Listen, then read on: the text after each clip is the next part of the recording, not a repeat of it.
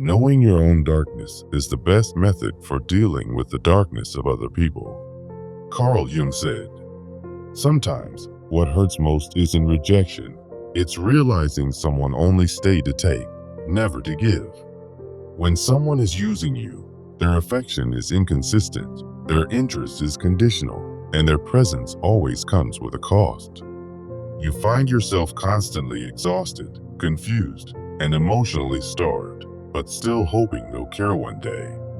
They respond when it's convenient, disappear when you need them most, and show up only when they benefit. These are not signs of affection, but calculated patterns designed to keep you hooked while draining you. Love doesn't manipulate, and genuine interest never keeps you guessing about your worth. The most painful truths are the ones we silently excuse just to avoid admitting we were never a priority.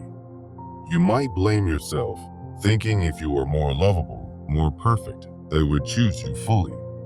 But people who are truly interested in you won't make you fight for scraps of attention or kindness. The longer you allow emotional neglect, the more it eats away at your self-respect. When someone only takes and never gives, it's not love, it's emotional exploitation.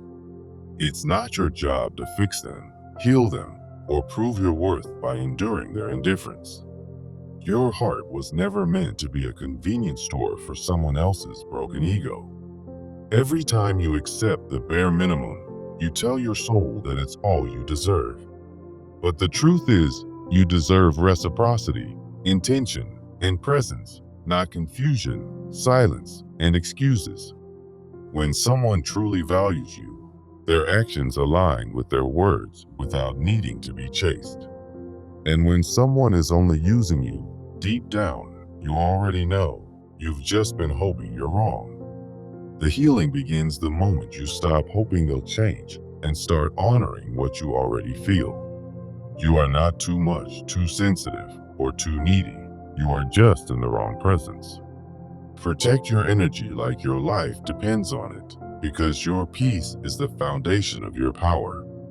This is the essence of being used in relationships, as Carl Jung might whisper from the depths of the unconscious. How do you know when someone's interest is genuine versus when they're just projecting their own shadows onto you for personal gain?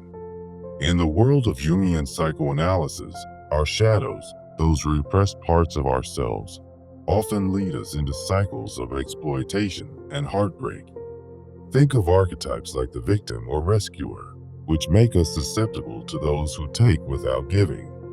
The individuation process, Jung's path to self-awareness, promises wholeness, but first, we must confront these hidden forces.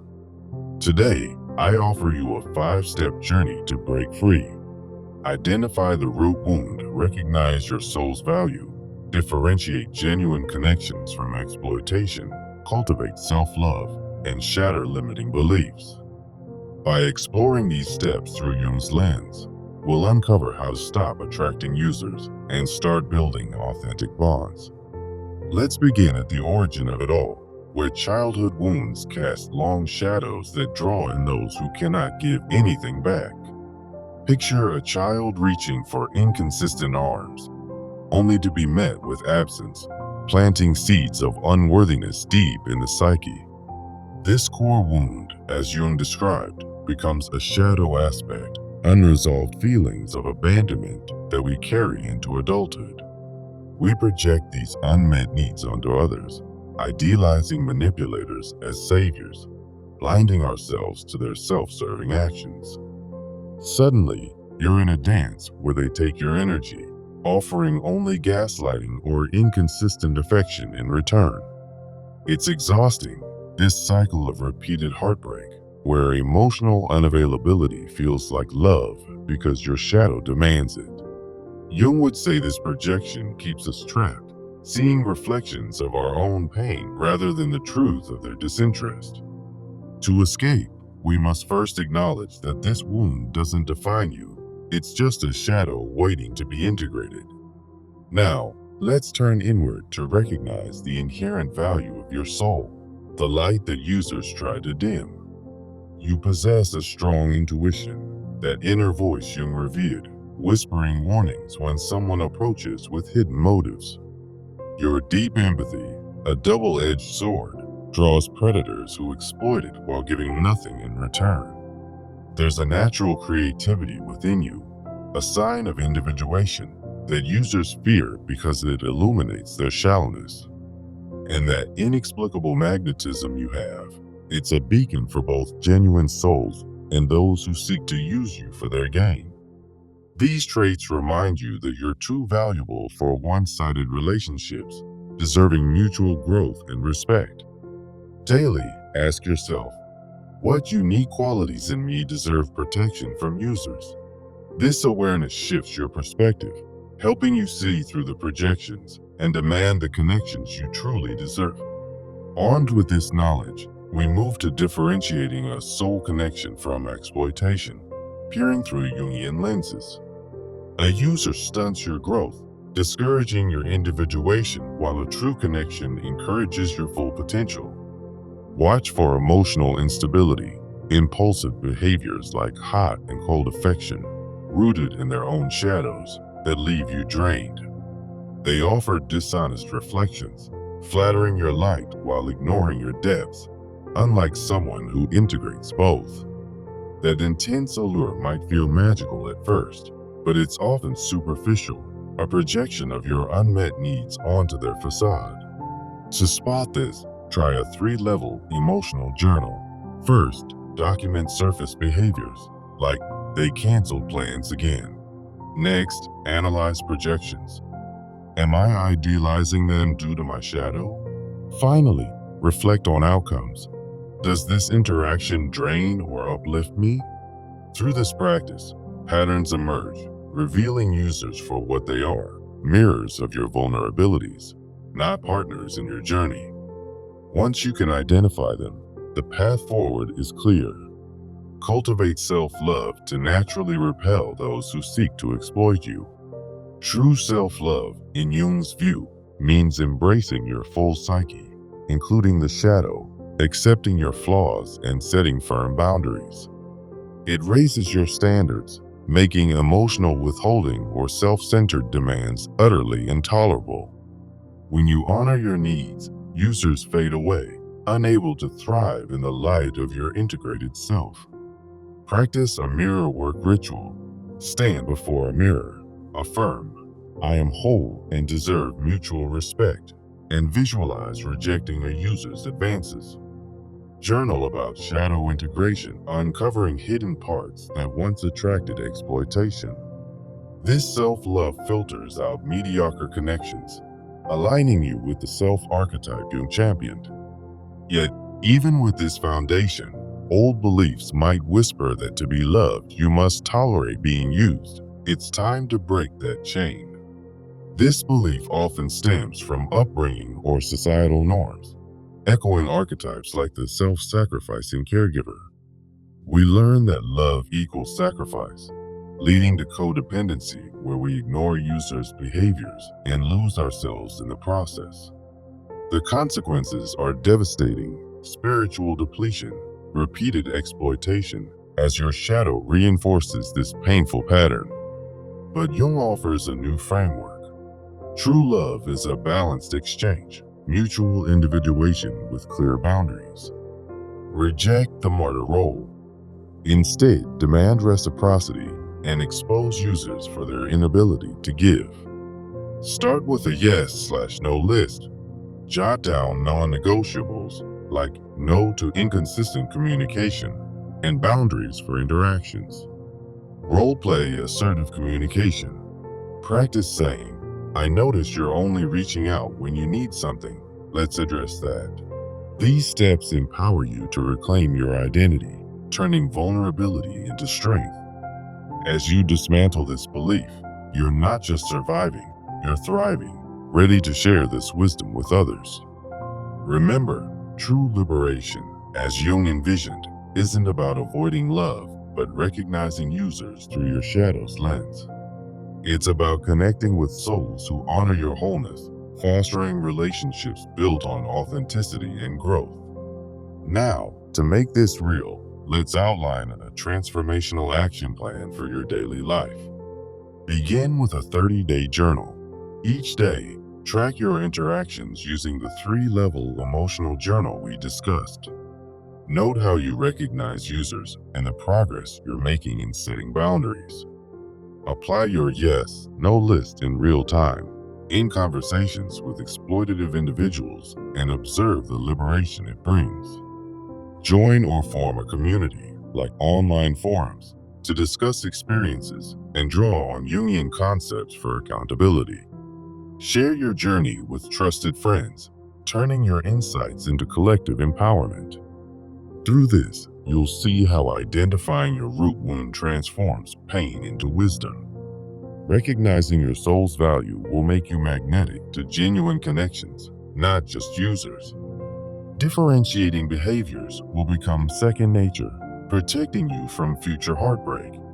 Cultivating self-love will raise your standards, filtering out the unworthy. Breaking limiting beliefs will free you to demand the love you deserve. Imagine waking each day without the weight of exploitation, your shadow integrated and your heart open. This is the power of Jung's teachings, turning inward to heal outward. No longer will you settle for crumbs when you can feast on mutual respect. Picture the users fading into the background as you step into your full light. It's a process, yes, but one that leads to profound individuation and empowerment. Start today. Pick up that journal, look in the mirror, and affirm your worth. You'll find that the shadows lose their grip and authentic love rushes in. As you might say, your unconscious is a garden. Weed out the users and watch your true self bloom. This journey isn't just about escape. It's about rebirth, where every boundary set is a step toward wholeness. Embrace it fully, and soon you'll be the one guiding others through their own shadows. Remember, you're not alone in this. Millions have walked this path and emerged stronger. So, take a deep breath, honor your inner voice, and step forward into the light of genuine connection. You've got this. Your soul is ready, and the world is waiting for your authentic self. In the end, as Carl Jung knew, true freedom lies in knowing your value and never settling for less. In the realm of relationships, discerning genuine connection from exploitation is crucial, as Carl Jung would remind us, through the lens of our unconscious projections. Imagine a scenario where someone's affection feels like a fleeting shadow, always shifting, never truly yours. That's the hallmark of a user, according to Jung's insights into the shadow self. Jung's framework teaches that we often project our deepest wounds onto others, turning potential partners into mirrors of our unhealed pain. The trigger question arises: how do you know when someone's interest is genuine versus when they're just projecting their own shadows onto you for personal gain? To answer this, let's dive into Jung's school of thought, where the shadow represents repressed aspects of ourselves that lead to poor choices in love. Archetypes, like the victim or rescuer, play a role here, making us susceptible to users who exploit our vulnerabilities without remorse. The individuation process, Jung's path to self-awareness, helps us break free from these cycles by confronting what we've hidden from ourselves. Unconscious projections cause us to attract users who feed on our unmet needs, leaving us drained and questioning our worth.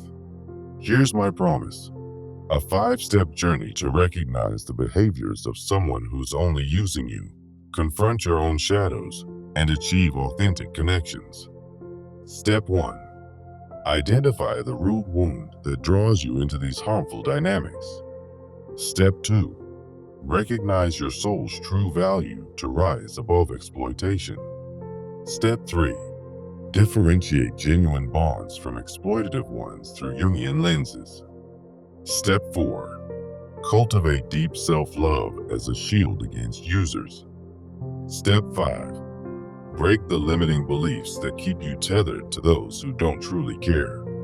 By exploring these steps, we'll uncover how Jung's ideas help shatter the cycle of being used, starting with the origins of our vulnerabilities. Now, let's examine the root of the wound that attracts users and keeps you trapped in harmful cycles. Often, this begins in childhood, with emotional deprivation or trauma creating a core wound that festers as a shadow aspect in your psyche. For instance, inconsistent caregiving might leave you with feelings of unworthiness, drawing you to partners who mirror that abandonment. Jung explained that these shadows manifest as projections, where you idealize someone who actually exploits your needs. You might see a manipulator as a savior archetype, blinding yourself to their self-serving actions like emotional unavailability. This projection mechanism leads to cycles where users take without giving, leaving you exhausted and heartbroken time and again. Examples include gaslighting, where they twist your reality to serve their agenda, or inconsistent affection that keeps you off balance.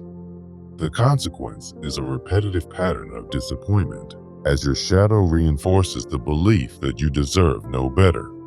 To escape this, we must first recognize the inherent value of your soul, which pierces through these deceptive projections. Moving to signs that you're too valuable to be used, let's explore what makes your soul special through Jung's concept of the self-archetype.